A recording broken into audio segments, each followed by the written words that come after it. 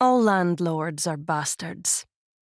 Before you give me, "I'm a landlord and I'm nice," or "My mate is one and they're lovely," I'm gonna have to stop you right there. You are not a good person, and that pal is a parasite. Profiteering from the human right to adequate housing automatically makes you a scumbag.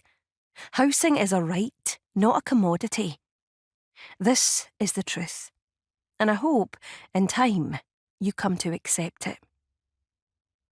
Now, I have always hated landlords, but I'll admit my bad feeling towards them has intensified recently. You see, my landlord also happened to be the landlord of my childhood best friend, Amara, until he gave her notice to vacate her flat so his cretin son could have it instead. Amara was single. Her job as the assistant manager of the fruit and veg section in Asda pays okay, but it was a struggle to find anywhere decent she could afford in time. Me, her very best friend in the world, offered up my sofa, saying it was hers for as long as she needed it. Nickel, my boyfriend, was not best pleased.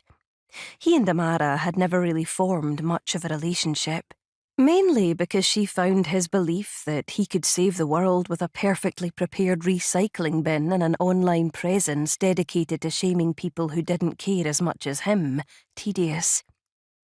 I understood it was less than ideal, what with there not being a defined end date to the arrangement, but Nickel agreed to it on the basis of loving me and wanting to make me happy.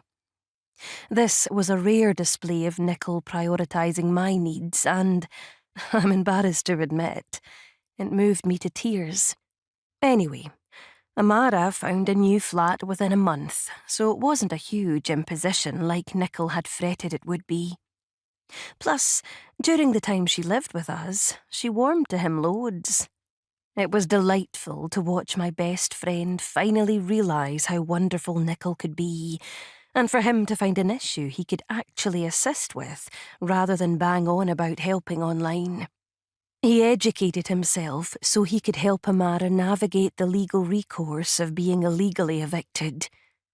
Understanding how grim our housing system really is led to him and Amara forming their own renters' union, so what happened to her could be prevented from happening to anyone else ever again.